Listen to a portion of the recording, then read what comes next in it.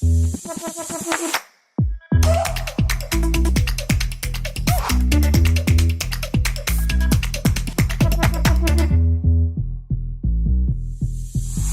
le Président du Conseil économique, social et environnemental, cher Thierry Baudet, Monsieur le Ministre, cher Stanislas Guerini, Mesdames et Messieurs les parlementaires et les élus, Monsieur le Président du groupe SOS, cher Jean-Marc Borrello, Madame la Présidente d'Impactante, chère Agnès Audier, cher Jean-Hervé Lorenzi, Mesdames et Messieurs.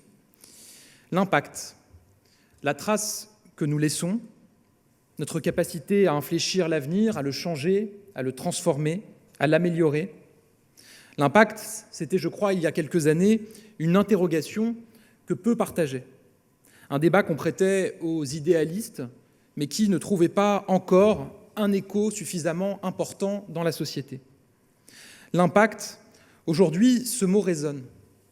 Il résonne parmi cette jeunesse qui s'engage, ces personnes de ma génération qui veulent savoir pourquoi ils travaillent, qui veulent que leur travail soit utile, bénéfique à toute la société, et qui parfois, sans le travail, sans le savoir, à travers cette aspiration, changent la société et font évoluer les entreprises sans même s'en rendre totalement compte.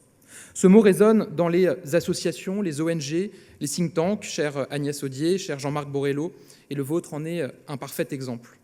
Ce mot résonne dans les entreprises, pas seulement celles de l'économie sociale et solidaire que je salue et qui ont été pionnières. Grâce à elles, désormais, de la PME au grand groupe, les enjeux d'égalité, de lutte contre les discriminations, de respect de l'environnement sont pris en compte avec beaucoup plus de sérieux et d'intérêt. La RSE est désormais centrale, personne ne peut la mettre de côté, les entreprises le savent, car c'est un enjeu pour elles, une conviction sincère, mais aussi évidemment un impératif pour attirer les talents, une nécessité pour attirer les clients. Ce mot résonne au sein de l'État, au gouvernement, chez moi, car on s'engage en politique pour chercher à améliorer les vies, pour faire en sorte que les Français vivent mieux et trouver des solutions.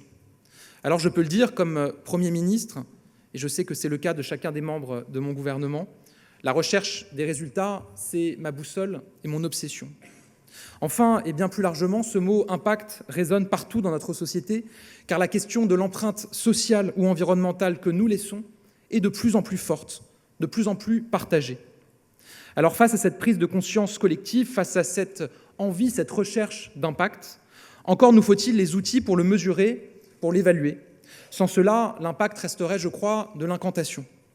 C'est parce que nous pouvons le quantifier, le comparer, l'interroger, qu'il devient concret, tangible, qui n'est pas simplement du slogan.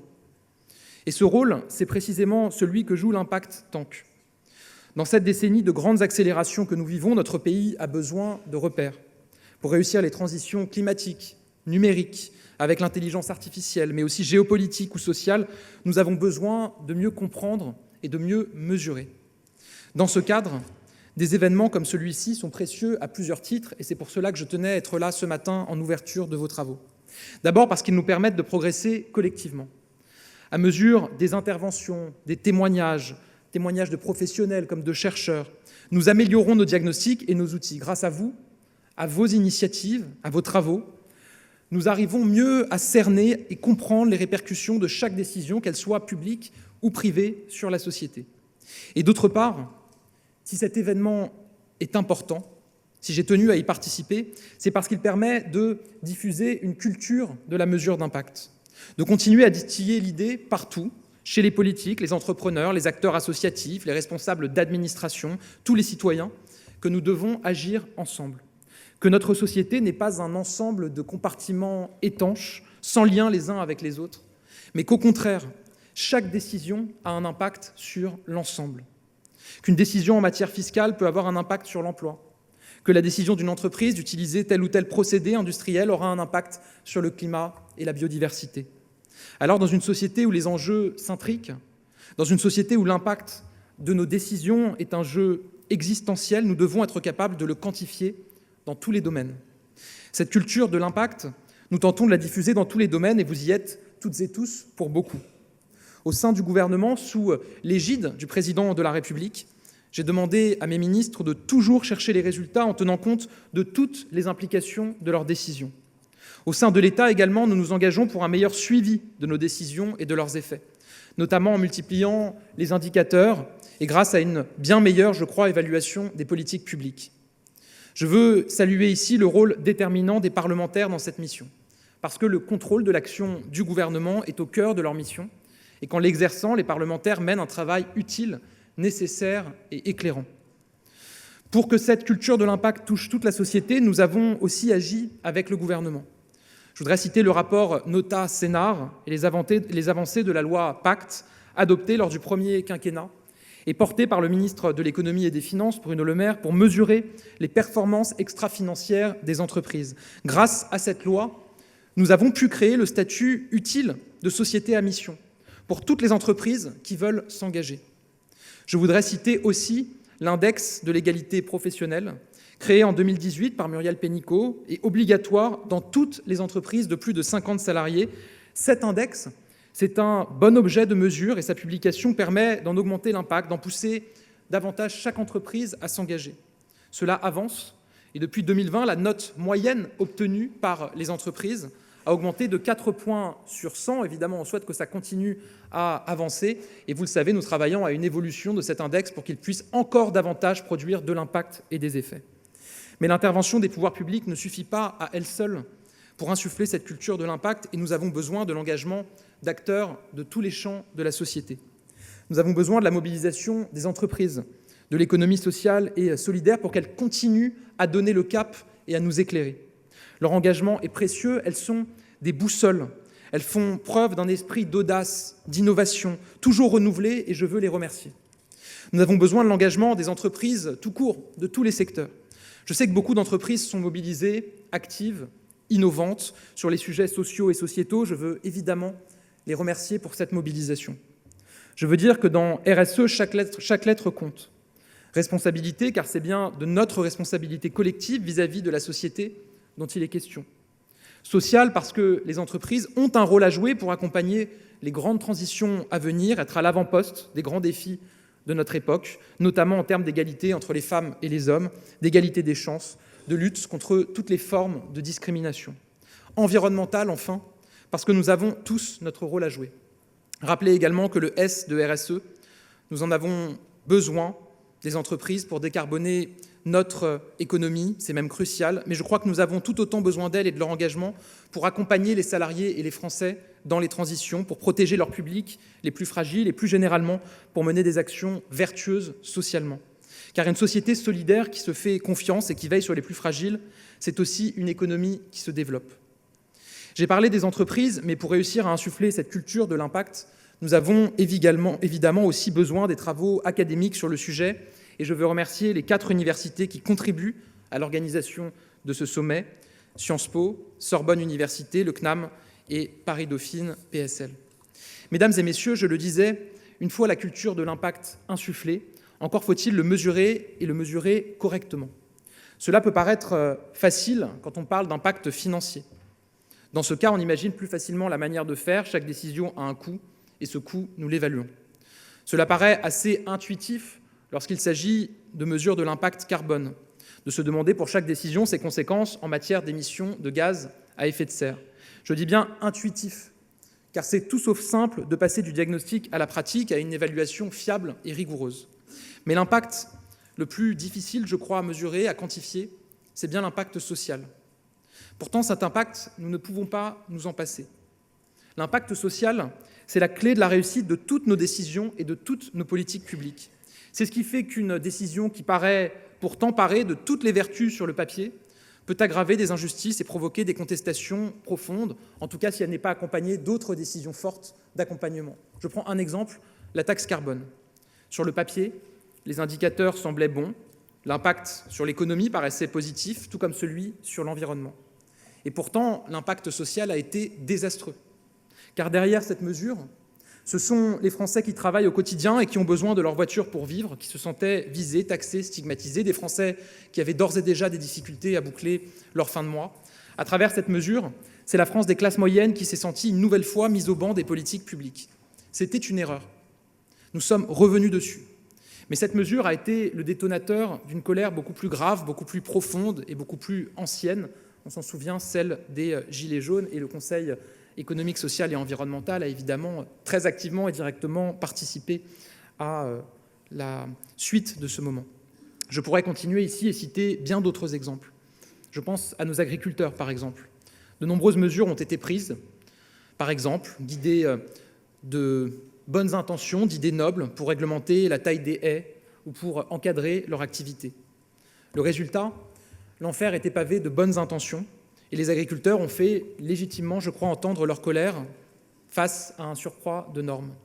C'est pourquoi, dès les premiers jours, après mon arrivée à Matignon, j'ai décidé d'un élan de simplification massive, évidemment en cherchant à tenir l'ensemble des objectifs qui sont les nôtres, y compris l'objectif environnemental. Ce n'est pas toujours facile, c'est un équilibre qui est parfois difficile à trouver, mais je continuerai à le chercher. Troisième exemple, le travail. À force de bonnes intentions, nous avons concentré pendant des décennies nos aides fiscales et sociales au niveau du SMIC. Tant et si bien qu'il ne s'agit plus aujourd'hui d'un salaire minimal, mais d'une forme de salaire commun. Que quand un salarié est au SMIC, ni lui ni son employeur n'ont vraiment intérêt à l'augmenter parce que l'employeur paye tout de suite beaucoup plus cher et parce que le salarié perd tout de suite en prime d'activité et voit ses impôts rapidement augmenter. On assiste par conséquent, j'ai déjà eu l'occasion de le dire, à une smicardisation de la France. Et ça aussi, avec mon gouvernement, je me suis engagé pour y mettre un terme. Si je prends ces exemples, c'est pour dire que l'impact social d'une décision, c'est ce qui fait qu'elle est acceptable ou non, qu'elle est bonne ou non, et à la fin, qu'elle est efficace ou non. On peut avoir toutes les meilleures intentions du monde, anticiper un impact environnemental, par exemple, ou autre sur une mesure. Si elle ne peut pas entrer en vigueur parce que socialement, elle ne peut pas passer, à la fin, nos objectifs ne sont pas atteints. Je vous le dis, si une décision n'est pas acceptable dans la société, non seulement elle ne rentrera pas vraiment en œuvre, mais elle fera souvent reculer la cause qu'elle croit servir. Le meilleur exemple, je crois, nous vient de la transition écologique. Beaucoup tentent de faire croire que pour être efficace, la transition écologique doit faire mal, qu'elle doit être brutale, violente, quitte à laisser certains sur le bord du chemin. Personnellement, je n'en crois pas un mot. Procéder de la sorte, je crois que c'est la meilleure manière de braquer les Français et à la fin d'échouer sur les objectifs que nous poursuivons de transition écologique. Au contraire, c'est en se fixant des objectifs ambitieux, en se donnant les moyens de les atteindre, en accompagnant nos concitoyens, que nous y parviendrons. C'est le sens, par exemple, de la proposition du président de la République de lancer une offre de leasing social pour les véhicules électriques. Plutôt que d'imposer une interdiction brutale, nous proposons une offre accessible au plus grand nombre, une offre qui permet à ceux qui n'auraient pas eu les moyens d'accéder à un véhicule propre d'y avoir droit. Le succès a été au rendez-vous, 50 000 bénéficiaires en moins de 2 mois. Mais surtout, cette méthode de l'accompagnement et de l'investissement plutôt que de la brutalité, elle fonctionne. Avant 2017, les émissions de gaz à effet de serre diminuaient d'1% par an en moyenne dans notre pays. Entre 2017 et 2022, nous sommes passés à une diminution de 2% par an en moyenne en France, un doublement. L'an dernier, c'est une baisse de près de 5% dans l'année de nos émissions de gaz à effet de serre. C'est un record, c'est historique. Et c'est la preuve que la meilleure manière d'avancer, ce n'est pas d'opposer les Français et le climat, ce n'est pas d'opposer l'impact social et l'impact environnemental, mais bien d'avancer ensemble sur tous les fronts. Mesdames et messieurs, cher Jean-Marc Borrello, faire rimer les impacts entre eux plutôt que de les opposer, je sais que c'est votre objectif. Et c'est en rassemblant tous les acteurs, comme vous le faites aujourd'hui, que le système sera profondément changé. Profondément changé pour plus de solidarité, car plus le monde est complexe et incertain, plus nous avons besoin de solidarité. Cette solidarité qui est l'un des visages concrets du mot fraternité de notre devise républicaine. J'ai choisi d'évoquer la transition écologique, mais pour chaque défi, cela se vérifie. Je pense à la transition démographique, à l'allongement de la durée de vie qui fait naître de nouvelles initiatives, de nouveaux besoins, imposer de nouvelles mesures et créer de nouveaux enjeux économiques. Je pense à la transition numérique, alors que le passage vers le tout numérique peut laisser certains sur le bord de la route. La lutte contre l'électronisme est une bataille sociale avec mon gouvernement, avec les entreprises, avec les associations. Nous allons la relever. Notre présence collective aujourd'hui est la démonstration d'une prise de conscience et d'un modèle de société qui change. Nous passons, je crois, d'un modèle d'État-providence à un modèle de société-providence, où chacun prend sa part, chacun a son rôle à jouer. Dans cette société de la responsabilité partagée, chacun apporte sa pièce à notre réussite collective et à notre destin commun. Nous comptons les uns sur les autres, nous agissons les uns avec les autres. C'est aussi cela, la solidarité. C'est de cette manière, par notre engagement commun, que nous pouvons soutenir des initiatives, permettre aux porteurs de projets qui fonctionnent de changer d'échelle, c'est-à-dire à répliquer leur modèle dans d'autres territoires pour démultiplier ce qui marche et ce qui a un coût abordable. Chacun ici le sait, nos villes, nos quartiers populaires, nos territoires ruraux regorgent d'initiatives formidables dans tous les domaines. Et nous devons mieux les capter, et mieux capter celles qui marchent, pour étendre là où c'est possible.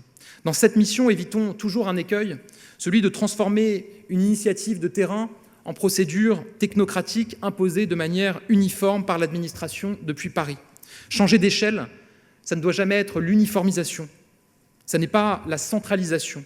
C'est partir du terrain et donner la possibilité à chacun de piocher dans ce qui fonctionne ailleurs. Je sais que c'est la conviction de l'Impact Tank et plus largement du groupe SOS et je le partage pleinement. Mesdames et messieurs, voilà en quelques mots les convictions que je tenais à vous livrer en introduction de ce sommet de la mesure de l'impact. Qu'il me soit permis une nouvelle fois de remercier toutes celles et tous ceux qui l'ont organisé, de remercier le groupe SOS, cher Jean-Marc, de vous remercier toutes et tous pour votre implication et votre présence. La société de demain sera celle de la responsabilité partagée, celle de l'impact. Et mesurer cet impact, c'est un impératif. Pour l'État, c'est un impératif démocratique, car les Français veulent légitimement en avoir pour leurs impôts et savoir les décisions engendrées par leur vote. Les Français aspirent à savoir précisément les effets attendus des politiques publiques et leur réussite. Pour les entreprises, donner à voir son impact, c'est une exigence. C'est une manière de répondre aux aspirations de notre jeunesse, d'être à la hauteur des défis du présent et de l'avenir. Pour les associations, les ONG, comme pour les chercheurs et les think tanks, c'est une manière d'agir, de pousser au changement et à l'engagement. Et pour nous toutes et tous, pour tous nos concitoyens, c'est une manière de faire vivre notre pacte social, une manière de relever les grandes transitions de demain. Alors vive l'impact, merci à toutes et à tous, et je vous souhaite d'excellents travaux.